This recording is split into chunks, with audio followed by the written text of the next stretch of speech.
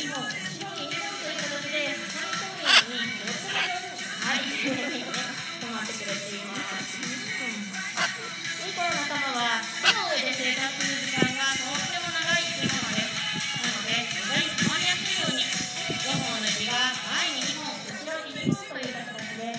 クリップのように洗濯バサミのように挟み込むようにしているんですね。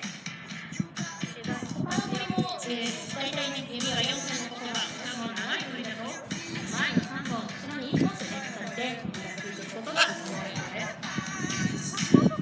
指の形、指の作り方で違うということでした。さ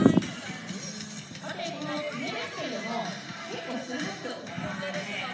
痛いんじゃないのってよく言われるんですが、手で止まってもらっても怪我することはないです。大丈夫です。この爪がね、とってもね、強そうだなと思うんですが、実はこれはね、獲物を捕まえたりする爪ではなくて、